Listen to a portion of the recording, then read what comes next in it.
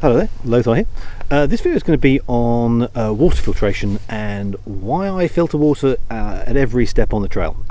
Now, it may seem obvious, but the thing you're going to find is that you're going to be going through some really grotty situations where you've got silt and God knows what, where you may want to filter it through maybe a t-shirt or something before you put it through your filter, like your Sawyer Squeeze or your B-free Catadine or other ones. But the general principle is you're going to find situations where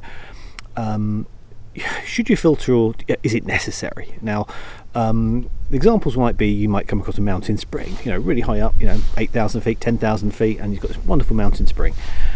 Or it might be runoff from a glacier or things like that. And your first reaction is, well, this is pristine, this is absolutely, why do I need to filter? And you'll get people on trail who will be following that principle. They're going, I don't need to filter that, don't need to filter that.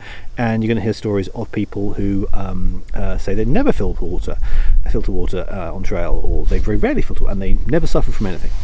And you're going to hear stories from people like me who have suffered from waterborne diseases, and the lesson I learned is once you've had it once, you never ever want to have it happen again.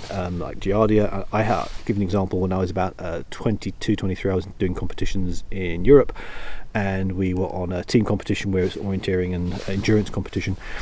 And we were short on water, and we hit this pool of water, and we kind of questionably knew this wasn't a good idea, but we made the decision, young gung-ho, and we drank this water, and a day and a half later, I probably was the sickest I've ever been. And what the downside is that because the competition was in France, and I had a ferry crossing back to the United Kingdom across the English Channel through probably one of the worst storms you can imagine, with the waterborne disease reactions at its worst, I think the phrase sick as a dog would be an understatement. It's probably the sickest I've ever been, and thereafter I've always filtered water. Now, I'll also give you another story that I did a lot of hiking in New Zealand, and I spent a lot of time there, and I was able to sort of spend some time with some of the rangers, and it was very fortunate they were sort of doing some educational stuff, and one in particular was about filtering water. And what they do is they show this video of so I'm just waving to a ranger there.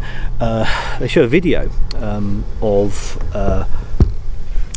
reasons why you want to filter water, and there might be examples where there's a river crossing, and you might think that's a nice place to pick up water. But what they also zoom in on the video is they show all the animal droppings that are around that, because guess what, animals go to those crossings, they poop, they scent mark and do whatever else they want to do around places where we would normally think, oh, that's great, let's go and fill some water up. And that's probably the one place where you probably don't want to be doing it.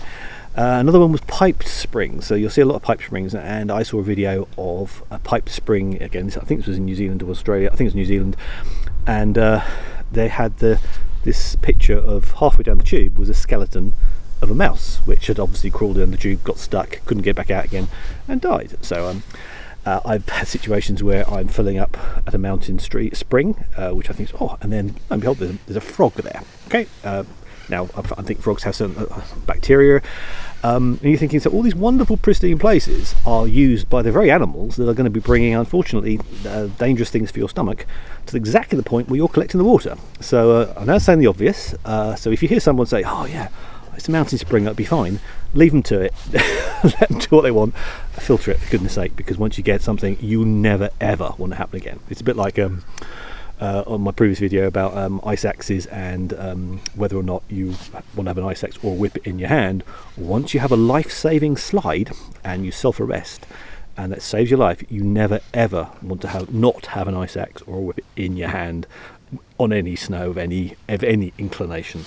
Again, these are situations where I don't ever want other hikers to suffer the waterborne diseases I've had.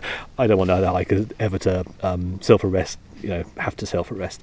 But it's situations where you can only listen to people. Like there's a guy called Ned Tibbetts, I think.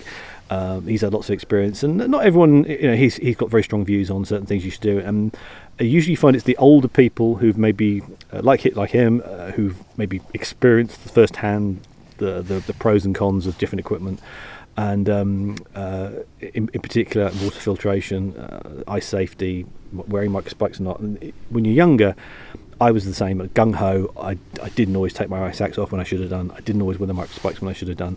And it's only through time and experience you learn, damn, yeah, okay, I should do it.